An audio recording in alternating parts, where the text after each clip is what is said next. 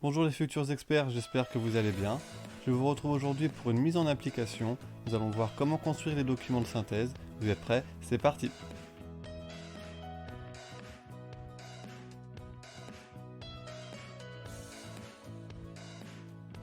Bonjour, je m'appelle Tanguy, et si vous voulez devenir l'expert de demain en comptabilité et en gestion, bienvenue sur cette chaîne. Avant de commencer, pensez à vous abonner et à cliquer sur la petite cloche de notification si vous voulez être au courant de mes prochaines vidéos. Avant de démarrer, je tiens à préciser deux choses. Si vous regardez cette vidéo et que vous avez déjà des notions de comptabilité, voilà, je n'ai pas pris en compte tout ce qui est notion de TVA puisqu'on est encore sur des vidéos d'introduction. Par contre, si vous n'avez aucune notion de comptabilité, je vous invite vivement à faire pause et à aller voir mes deux vidéos précédentes. Je vous mets une petite fiche juste là. Elles vous permettront d'avoir toutes les connaissances et toutes les notions nécessaires pour pouvoir réussir cette application. Donc comment construire les documents de synthèse que nous allons voir aujourd'hui. Cette application va nécessiter de réaliser plusieurs étapes intermédiaires. D'abord, nous allons passer ensemble les opérations quotidiennes dans le journal d'opération. Ensuite, nous allons créer tous les documents intermédiaires qui sont le grand livre et la balance comptable pour enfin pouvoir construire les documents de synthèse qui sont le compte de résultat, le bilan et l'annexe. Pour pouvoir réaliser ces différentes étapes, je vous ai préparé donc une série d'opérations qu'il va falloir enregistrer en comptabilité et je vais vous accompagner étape par étape jusqu'à la construction de ces fameux documents de synthèse. Si vous le souhaitez, je vous invite à faire pause à ce moment-là de la vidéo, à vous munir de votre plan comptable et essayer de réaliser par vous-même cette application. Vous reviendrez ensuite à ce moment-là de la vidéo où je vais vous accompagner tout au long de ces différentes étapes. Donc là, le cheminement est le même que dans mes vidéos précédentes. Quel est le flux entrant, quel est le flux sortant? Les produits finis sont vendus, sortent de l'entreprise, donc elles s'enregistrent au crédit. Et si vous regardez votre plan comptable, les ventes ce sont des produits, donc c'est la classe 7. Vous avez juste à chercher en 70, puisque 70 ce sont les ventes, et vous avez le compte 701, vente de produits finis. En contrepartie de cette vente, le flux entrant est une dette que le client a à payer envers notre entreprise, et cette dette que nous possédons s'appelle une créance. Le client est un compte de tiers. Sur votre plan comptable, c'est la classe 4, 411, compte client. Ce qui va donner ce résultat. N'oubliez pas de bien mettre toutes les mentions obligatoires aux enregistrements, la date, donc le numéro de facture, les numéros des comptes, les libellés, ainsi que leur montant correspondant. Et vérifiez bien que vous avez l'égalité de partie double. Ensuite, le 2 octobre, vente de prestations de services pour 2150 €, numéro de facture, paiement comptant par carte bancaire. Donc le flux sortant ici, c'est la vente de prestations de services. Même principe, vente compte 7, 70, et donc vente de prestations de services, 706. En contrepartie, ce coup-ci, le client a payé tout de suite. Donc quel va être le flux entrant dans notre entreprise? Ça va être l'argent, ça va être le paiement. Et l'argent, où est-ce qu'il va? Dans la banque. C'est un compte de trésorerie, classe 5, donc compte banque 512. Ce qui va donner cette écriture-là. Ensuite, le 3 octobre, l'entreprise achète un terrain pour 3000 €, paiement 25% comptant, donc comptant ça veut dire tout de suite, et le solde sous 15 jours par un chèque. Donc ici le terrain il entre dans l'entreprise puisqu'on l'achète, donc il va s'enregistrer au débit. Un terrain est un élément qui va rester longtemps dans l'entreprise, et comme on l'a vu dans les vidéos précédentes, ça va être ce qu'on appelle des immobilisations, et si vous regardez votre plan comptable, c'est écrit c'est la classe 2. Et donc le terrain correspond au compte 211, et en contrepartie nous aurons ce coup-ci deux comptes, un compte qui va concerner la sortie d'argent, puisqu'on paye une partie tout de suite, donc ça va être le compte banque, et un compte qui va représenter l'argent qui sortira plus tard, c'est-à-dire que l'entreprise enregistre une dette vis-à-vis de son fournisseur. Le fournisseur est un tiers, donc classe 4 également. Vous avez deux types de fournisseurs, le compte 401 qui est pour les fournisseurs de biens et services, et le compte 404 qui est pour les fournisseurs d'immobilisation, ce qui va nous concerner ici. Ce qui va nous donner cette écriture-là.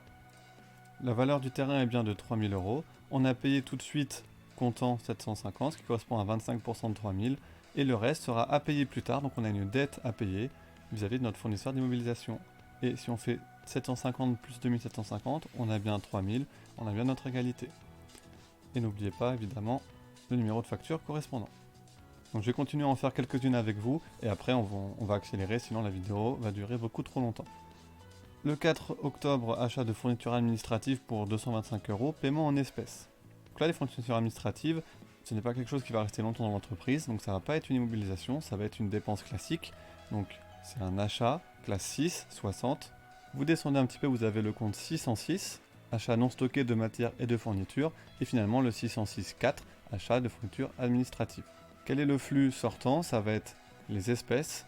Donc c'est bien un compte de trésorerie, de mouvement d'argent comme la banque, donc ça va être la classe 5. Mais là, un petit peu plus spécifique, puisque c'est des espèces, ça va être le compte 530 caisses. Ce qui nous donne cette écriture-ci. Ensuite, le 7 octobre, encaissement de revenus de VMP. Alors, encaissement, ça veut dire qu'on va recevoir. Donc, ça va être la classe 7, des recettes. VMP, ce sont des valeurs mobilières de placement financier. Si vous regardez votre plan comptable, vous avez 76, tout ce qui est produits financiers. Donc vous embêtez pas à aller chercher ailleurs, puisque ça va concerner cette catégorie. Vous descendez un petit peu, vous voyez le compte 76, 4, revenus de VMP. Donc si on encaisse des revenus de placement, quel va être le flux entrant? Ça va être l'argent, donc 512 banques au débit, et en contrepartie, comme on a vendu ces placements, on ne les possède plus, donc ça correspond au flux sortant, au crédit.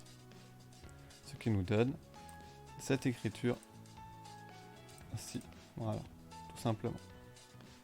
Ensuite, le 11 octobre, achat de marchandises au comptant pour 548 €.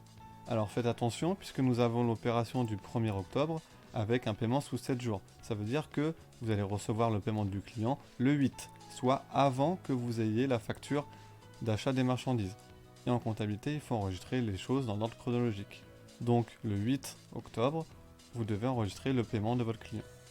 Et vous allez voir que c'est tout simple. Le client paye, donc l'argent rentre dans la banque, donc 512 banques au débit. En contrepartie, le client voit sa dette réduite, donc nous allons annuler la créance que nous possédons sur ce client, en totalité ou en partie s'il lui reste encore, malgré ce paiement, des éléments à payer. Ce qui va nous donner 512 au débit et 411 au crédit. Si vous regardez bien, le client nous devait 3475 €. Le 8 octobre, il a payé 3475 €, donc ce client-là, il nous doit plus d'argent. Et c'est comme ça qu'on retrace après le des différents règlements clients. 11, nous avons achat de marchandises au comptant, donc là, comme tout à l'heure, flux entrant, marchandises, flux sortant, la banque, puisqu'on paye tout de suite. Donc rien de bien sorcier. On continue avec le 13 octobre, acquisition de 5 postes informatiques à 620 €, paiement un tiers tout de suite et le solde plus tard.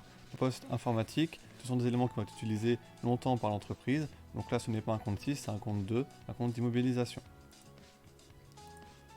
Avec un fournisseur d'immobilisation. Aussi, faites attention, ne prenez pas le compte 401. Le 15 octobre, vente de marchandises pour 3520 €. Voilà, donc les marchandises sortent, on les vend, donc au crédit, en contrepartie de la créance client, puisque le client paye sous 25 jours. Donc ensuite, le 18, paiement d'une facture d'électricité de 644 €. Attention, ici nous avons le solde de la facture du 3 octobre. Paiement sous 15 jours, 15 plus 3 le 18. Donc il faut enregistrer le paiement de l'entreprise. Donc si on va voir notre enregistrement du 3 octobre, donc il est ici. Donc c'était un achat à un fournisseur d'immobilisation. Donc on va enregistrer la sortie d'argent et on va réduire la dette à notre fournisseur. Ce qui va nous donner cette écriture-là. Le paiement de la facture d'électricité, qui est un compte 606, achat de fourniture et d'énergie. Des cadeaux à la clientèle. Donc ici, c'est considéré comme un service. Donc ce n'est pas un compte 60, c'est un compte soit 61, soit 62. Et ici, en l'occurrence, le compte 623,4. Paiement des impôts et taxes. Donc c'est pas un achat, c'est pas un service, c'est impôts et taxes, donc c'est 63, 631. Achat de matières premières, les matières premières entrent au débit. En contrepartie, l'argent sort, donc compte banque au crédit. Sauf que ce coup-ci, on ne paye pas tout de suite. Donc dette fournisseur, biens et services ce coup-ci, puisque ce n'est pas une immobilisation. Donc c'est le compte 401. Paiement des intérêts liés à un emprunt bancaire. Emprunt bancaire, c'est quelque chose lié à un financement, donc c'est un caractère financier. Donc c'est 66, 661, charge d'intérêt. Et paiement de 2 amendes de stationnement. Ce n'est pas quelque chose lié à un financement, ce n'est pas quelque chose qui est lié à l'activité habituelle de l'entreprise, c'est pas normal qu'elle paie des amendes, donc c'est quelque chose d'exceptionnel, et sur le plan comptable, charge exceptionnelle c'est 67, donc vous n'avez plus qu'à chercher à l'intérieur, et c'est le compte 6712. Voilà, j'espère que vous avez compris comment on enregistre, et c'est à partir de ces enregistrements-là qu'on va pouvoir créer les documents intermédiaires qui sont le grand livre, la balance, et le compte de résultat et le bilan. Là, en fait, vous avez fait la plus grosse partie du travail, puisque tous les documents intermédiaires et les documents de synthèse qui vont suivre vont être simplement une synthétisation ou une répartition de ces enregistrements au journal. Si vous avez déjà vu mes 2 vidéos précédentes, vous savez comment ça se compose, donc on va aller à l'essentiel. On vous demande ici de présenter le grand livre client. Donc on va reprendre tous les comptes clients que vous avez passés et on va les synthétiser dans un seul document qui est le grand livre, ici du compte client. Donc voici comment ça se présente. Par contre, il ne faut pas oublier de reprendre les éléments qui ne sont pas soldés, puisque l'entreprise ne vient pas de démarrer son activité, elle avait déjà enregistré des comptes clients. Donc s'il reste des créances qui ne sont pas payées, ici en l'occurrence pour notre grand livre, il faut penser à les reprendre. Donc c'est ce qu'on appelle les à nouveau. Donc n'oubliez pas de reprendre ces éléments-là. Et ensuite, vous reprenez toutes les écritures où ici vous avez passé un compte 411, puisque c'est un grand livre client. Donc on a enregistré un compte 411 au 1er octobre, au 2, au 8, au 15 et au 21. Donc, si on regarde ici, le 21, on a bien un compte 411. Voilà, où est-ce qu'on en a d'autres? Le 15, le 8 et le 1er.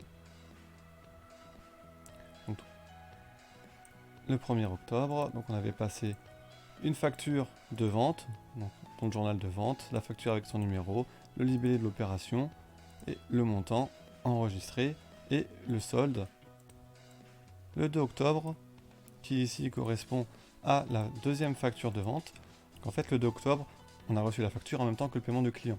Donc soit vous passez directement par le compte 512 banque, soit vous le faites en 2 étapes. Une écriture qui concerne la créance client et une écriture le même jour qui va enregistrer son paiement. Si on fait directement par le compte 512, donc on n'a pas à mouvementer de compte client. Si on le fait en 2 étapes, vous aurez ici donc le même jour la facture avec la vente de service et le paiement relié par le numéro de facture. Ensuite le 8, le 15 et le 21 octobre avec donc 2 nouvelles factures 003 et V004 avec les montants et l'addition des différents soldes restants à payer. On fait le total et ce total va nous servir pour le deuxième document intermédiaire qui est la balance comptable. Donc là vous voyez le grand livre hein, sert vraiment à récapituler tout ce qui s'est passé d'une date donnée à une autre pour un compte en particulier. Ensuite nous avons la balance comptable qui elle contrairement au grand livre va récapituler uniquement les soldes, uniquement les totaux de chaque compte qu'on a mouvementé. Donc ici vous avez donc la liste des comptes qui a été utilisée au cours de l'exercice entier avec l'intitulé des comptes qui ont été mouvementés. Donc ici nous pour le mois d'octobre on en retrouve un certain nombre, hein. Le terrain ici, le matériel industriel, les postes informatiques, les dettes, la créance, banque, caisse, les achats, les ventes, etc. Vous avez ici donc le total des mouvements passés au débit, au crédit et le solde correspondant. Si le total des débits est supérieur au crédit, vous avez un solde débiteur. Et si le total des crédits est supérieur au débit, vous avez un solde créditeur. Rien de bien compliqué. Et comment est-ce qu'on fait pour calculer les différents mouvements?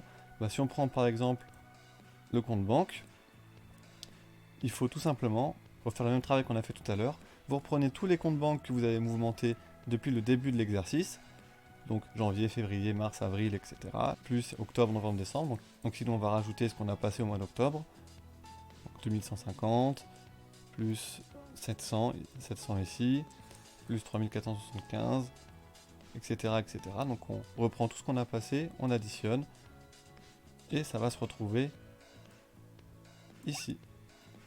Pour les comptes passés au débit, et comme le compte banque se trouve des deux côtés, il faut aussi additionner ce qui se trouve au crédit. On fait la différence des deux, ici on voit bien qu'on a plus de crédit que de débit, donc le solde est créditeur pour la différence. On fait également les totaux, et si vous avez bien fait vos enregistrements, vous voyez que le total des mouvements débités et crédités sont égaux, puisqu'il y a la logique de partie double, et donc évidemment, le total des soldes doit l'être également.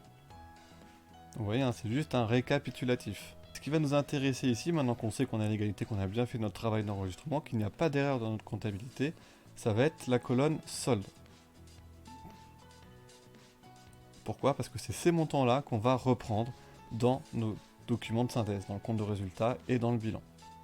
Donc si cette balance comptable n'est pas faite, soit vous la faites, soit vous devez reprendre tous les éléments dans vos différents journaux d'opération sur toute l'année. Ce qui est beaucoup plus fastidieux que de faire la balance comptable. Donc aujourd'hui avec les logiciels informatiques, tout ce travail-là se fait de manière automatique. Le grand livre, la balance et même les documents de synthèse, si votre logiciel est bien paramétré, ça se fait tout seul. Mais s'il y a une erreur, vous devez savoir comment ça fonctionne pour pouvoir la retrouver. C'est à ça que vont servir justement le grand livre, la balance et vos différents journaux d'opération. Il nous reste une dernière étape qui est la construction des documents de synthèse. On va s'arrêter là pour aujourd'hui, la suite sera dans la partie 2 de cette vidéo. Si cette vidéo vous a plu, n'hésitez pas à liker et à la partager sur les différents réseaux sociaux. Et si vous reste encore des questions, n'hésitez pas à me les poser dans l'espace commentaire, je vous répondrai le plus vite possible. Je mets également pour vous dans la description une formation gratuite qui s'intitule Comment réussir vos examens à coup sûr, dans laquelle je partage mon expérience et mes connaissances en tant qu'ancien étudiant et en tant que professeur de comptabilité et de gestion. Et n'hésitez pas à regarder mes autres vidéos si vous voulez devenir expert de demain. A bientôt.